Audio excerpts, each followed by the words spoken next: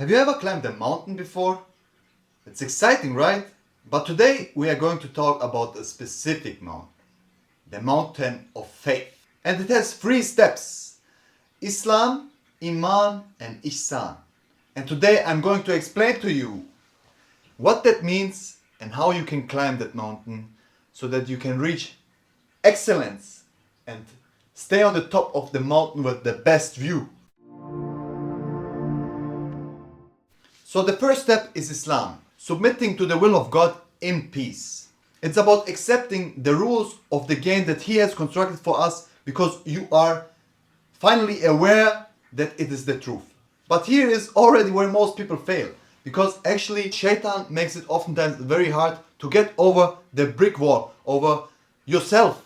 Because most people, they don't like change, they don't like doing things they've been ordered to do, and that's simply an easy way for Shaitan to trick you and keep you ignorant of the truth and keep you away from the straight path.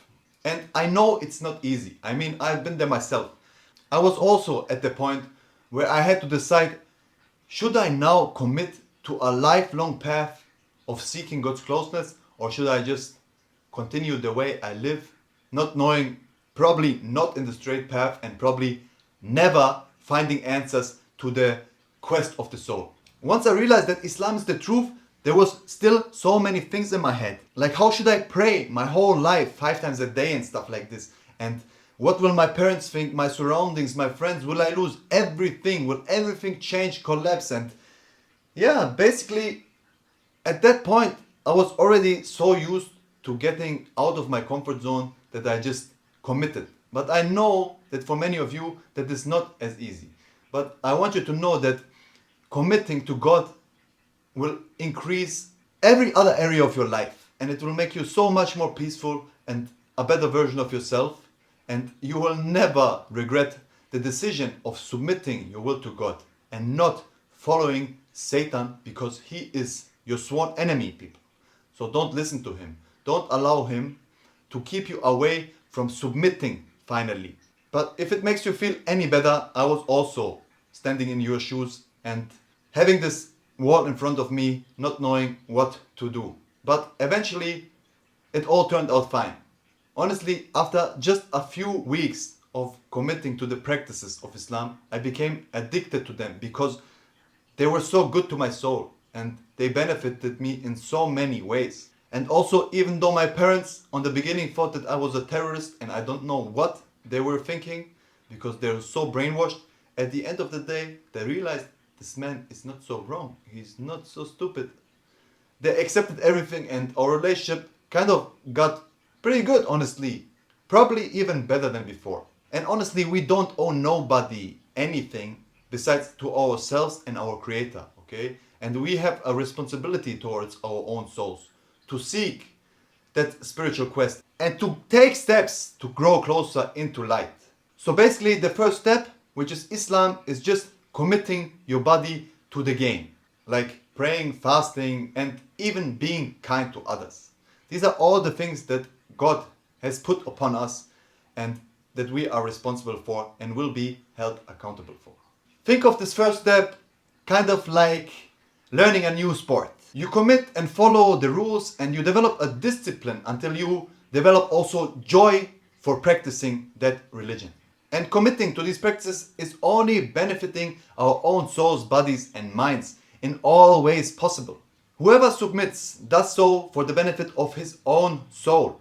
And God does not want to burden us. He made Islam easy and perfected it for us. He only wants to draw us nearer to Him and protect us from all of this evil.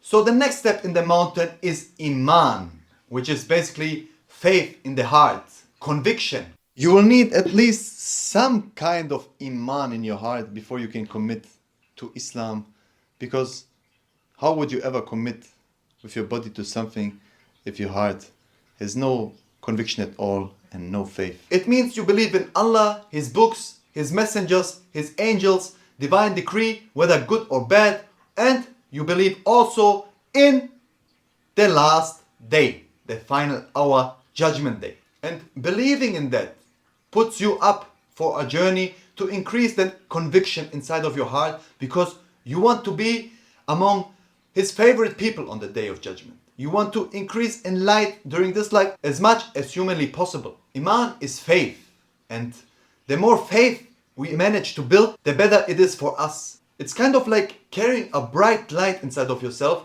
that helps you feel very strong even when times get very difficult.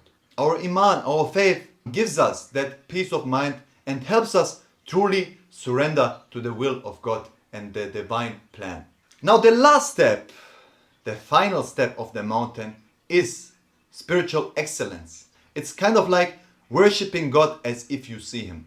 It's the peak of spirituality. It's feeling oneness, being connected to everything, and its excellence in thoughts, words, and deeds. This state is a state where you only enjoy when you satisfy God with everything you do. It means looking at life through a complete new lens. It means being your best version for God in all areas of life, and always remembering that Allah is watching you. This state is kind of like being at the top of the mountain. You see everything clearly, and your relationship with God is so beautiful. So beautiful that you're actually almost always at peace and surrendered to the will of God. When we live with Ihsan, we shine brighter than the stars almost, and we make this world a better place. Ihsan is kind of like drawing a picture perfectly. It's not about rushing things, it's about taking time with God and making things perfect.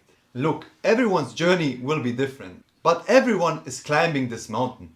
And even if we manage to fall down that mountain, it's important that we stand up again and find our way back to the straight path and make our way back to the top, because we know that only the top will give us what we actually need.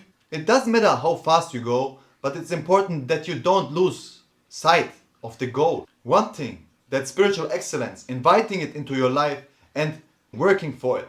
And even if life drags you down sometimes, you always stand up to continue that fight with your own self, because you know and you wholeheartedly want to reach peak excellence and union with God and His creation. With that being said, I hope you found this video helpful. I love you all. Peace out. Until the next time, your brother Isa.